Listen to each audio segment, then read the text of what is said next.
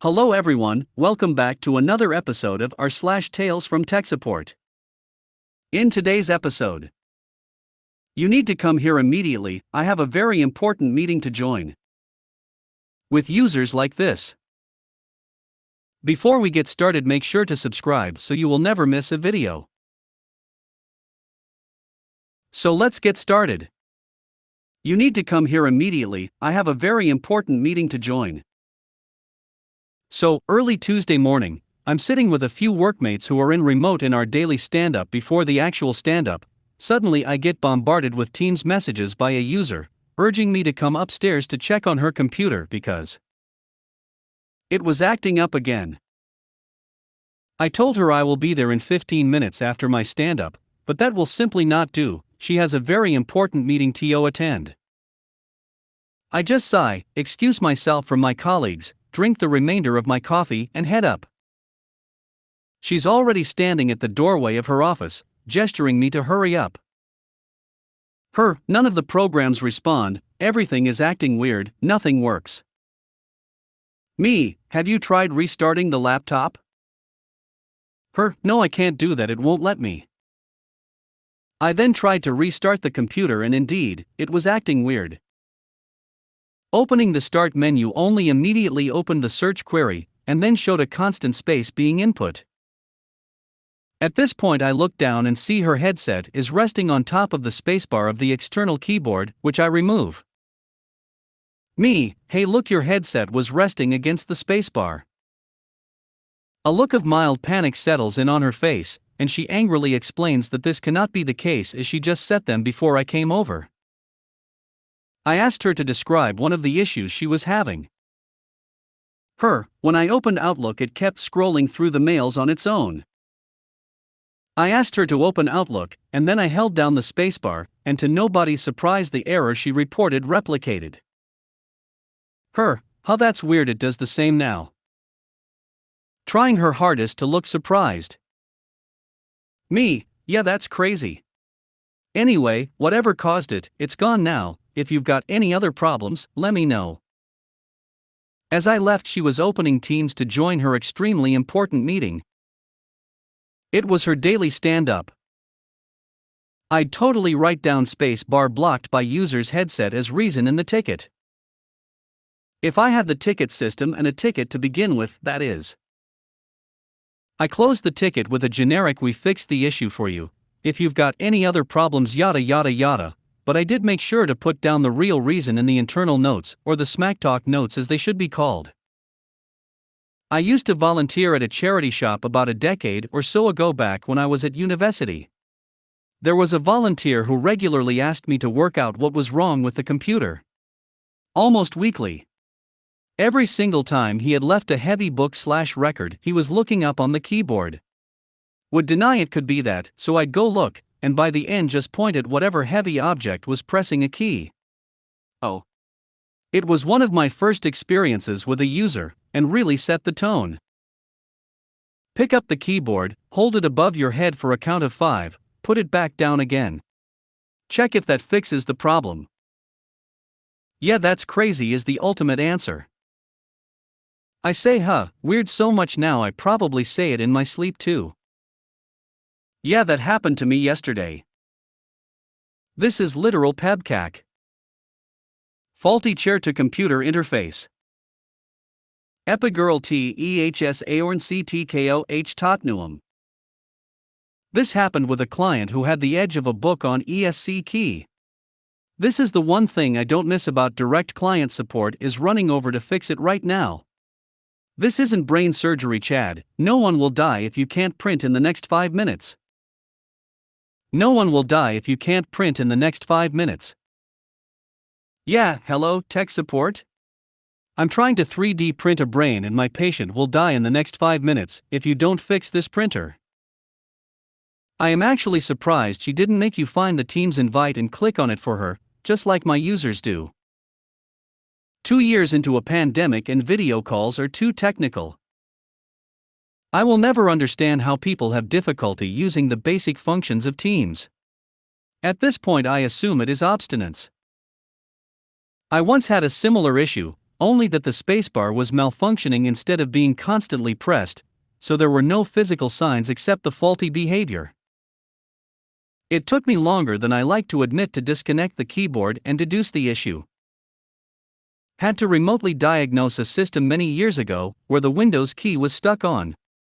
Discovered a lot of hotkey shortcuts I didn't know about before while typing out an alphabet in Notepad. Dunno about you, but I'd be delighted to be pulled out of a stand-up. What is a stand-up? The F***up part about this story is that I have had to develop software features to detect and avoid the case where someone sets something down on the keyboard and forgets. It's not a software problem, it's a meat problem. Meat problem. I like it. I imagine the Zook uses that term unironically. You need to Google IBM Black Team. I had one that was like that but on a hardware level. I gave a VP a nice case to put her tablet in because just sticking it in her purse was causing trouble, and the volume up button would get stuck in. I'd have to take it apart, release the volume up button, and put it back together again.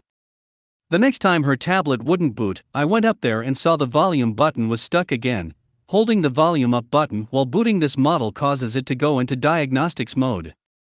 I asked what happened to the case and apparently she lost it, and went back to just sticking it in her purse again. With users like this, I'll be staying at this company for a long time. User called in last week about an issue with Outlook, so per usual I offered to remote in to see if there were errors, maybe enable logging to see what's up. When I connected I noticed her connection was very slow. We did a speed test, she was getting 4 megabits per second down. Shudder. I suggested she swap her computer to 5 GHz bandwidth, and let her other devices stay on the 2.4 band. She messages me today. Day to you. Just wanted to say thank you for saying something about my connection speed last week. Made some tweaks to our Linksys Wi-Fi extenders, and this is what my work laptop looks like today. 128 megabits per second down, 6 megabits per second up. And for all this time I thought that 5 MPB speed was just the way it was. Woof.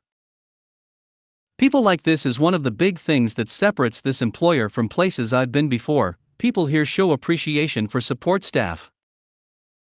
And here I am, please for the love of God, do not touch that. Ha ha ha. Love her sign off. Woof.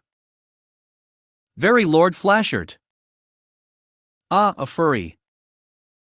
My users would have questioned my use of the word remote. Wherever you're working, don't F it up. Remote? I think I lost it between the couch cushions. My users. Wi-Fi extenders are the one thing that should have never been sold to anyone. Agreed. Until I totally despaired of ours, which relayed our IPCOMs to line of sight of this desk, nary a week would pass without me factory resetting then reconfiguring at least one. I'd rather herd cats. In fact, they're easy to manage, just engage the famous feline curiosity, then get out of the way. FX, Thunder of Paws, Tawny Tide. In the end, I trailed Cat 6 cable hither and yon, hung a couple of repurposed wireless modems on far end as WAPs. Some of our users have called about issues that started weeks ago, like a computer not working, or a problem with an application, etc., that they only decide to suddenly tell us on a Friday. We aren't open on weekends, and right before closing time. But they need it fixed now, of course. Oh my God, yes. I had some lady contact me to repair an IBM Select RIC 3, had documents needing to be done in a few weeks. I told her I was booked till March and that she'd need to pay an advance fee to get ahead of the queue. She basically told me, yeah, we'll see about that. And I was like, what? Either you do or you don't. She calls me up last week asking if I had an opening yet. No. She made sure to let me know she was disappointed. King hate dealing with Outlook. I think it's up there with the printer isn't working or even greater in terms of the number of tickets made. Yup. Outlook issues are some of the worst. I couldn't get to my mail for 6 months on my work laptop, despite completely deleting and reinstalling it several times. I resorted to signing in through the web portal every day for my work email, and never getting meeting notifications and whatnot. Then one day I did a routine update and boom, I can suddenly get to my email again. Glad they accepted that solution. Last one of my customers I suggested switch to 5 GHz went on a rant about how they have peer-reviewed evidence that it will give them tumors. Lady, you live in a 500-unit apartment complex. If that were the case, you would have been cooked alive by now. Ha ha ha. Ha ha. Ha ha ha ha. Made my day, thanks. These are the same people that equate a 5 GHz Wi-Fi signal with 5th generation cellular. 4 megabits per second down is a problem? I wish I got that consistently, sad face. Cries in 60-year-old copper, FTL, sad face, sad face, sad face. PS love the sign off. I was pretty happy with 10 for a while. Enough to stream real-time HD video, usually. If I was doing something that wasn't real-time, I didn't care if it took 10 minutes or an hour because I'd go do something else anyway. There's some kind of paradox where bandwidth is hugely overpriced, but many residential customers are being hugely oversold for their needs too. Yeah, that was my reaction too. Mine is about 1 megabit per second, and that's more than enough for me. With users like this, I'll be staying at this company for a long time. And I thought you were going to say that they were so thick that you had guaranteed job security. People like this is one of the big things that separates this employer from places I've been before. People here show appreciation for support staff. We exist. Where else am I going to get all the juicy office gossip if I don't treat my support staff well? Seriously though, it drives me nuts seeing how some of my coworkers treat their staff, and so many of the stories on this sub remind me of people I've worked with before. If you made it to the end of the video, thanks for watching. Don't forget to like, subscribe and share, and we will see you in the next video.